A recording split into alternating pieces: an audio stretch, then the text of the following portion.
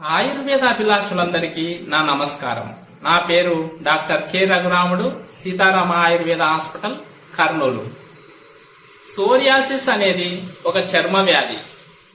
ఈ సోరియాసిస్ వచ్చిన ప్రదేశంలో దురద ఉండడం, చర్మం పొలుసులుగా రాలటం అనేది ముఖ్య లక్షణాలుగా ఉంటాయి. ఈ సోరియాసిస్ అనేది సాధారణంగా తలలో మొదట మొదలవుతుంది. తలలో చుండులాగా పొట్టు రాలటం, దురద ఉండడం జరుగుతుంది.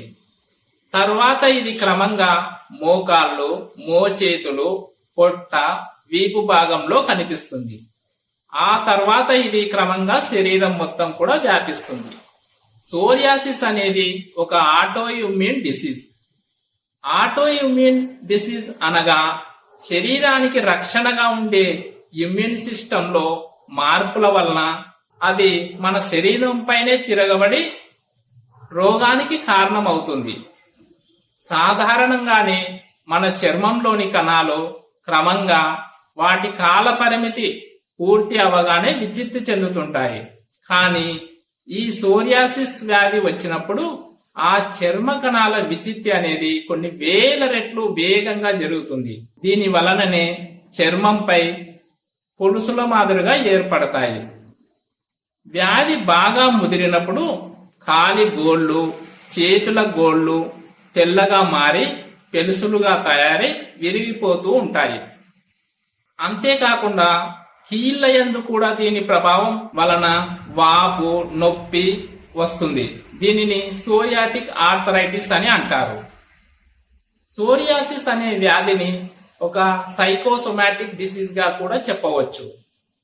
ఈ వ్యాధిగ్రస్తులు చల్లని మరియు అధిక తేమ గల వాతావరణంలో ఉండటం వలన, చేపలు, వంకాయ, గోంగూర లాంటివి అధికంగా తీసుకోవటం వలన లాంటి శారీరక కారణాలే కాక మానసిక ఒత్తిడి, ఆందోళన లాంటి మానసిక కారణాల వలన కూడా తీవ్ర రూపం దాలుస్తుంది. అందుకే దీనిని సైకోసోమాటిక్ డిసీజ్ గా కూడా చెప్పుకోవచ్చు. ఈ శారీరక మానసిక మార్పులు కేవలం వ్యాధి ఉధృతం అవటానికి కారణం అవుతాయి, కానీ ఈ వ్యాధికి అసలు కారణాలు మాత్రం ఇవి కాదు.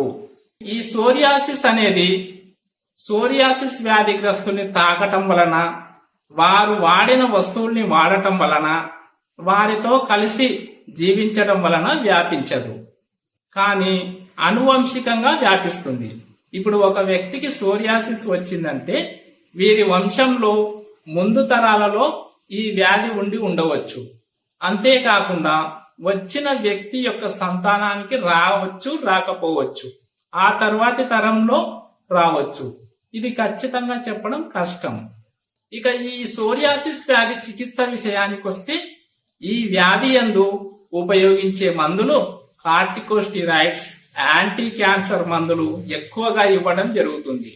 వీటి వలన తీవ్రమైన దుష్ప్రభావాలు ఉంటాయి. కానీ ఆయుర్వేద శాస్త్రంలో ఈ సోరియాసిస్ వ్యాధికి మంచి ప్రభావవంతమైన ఔషధ యోగాలు అందుబాటులో ఉన్నాయి.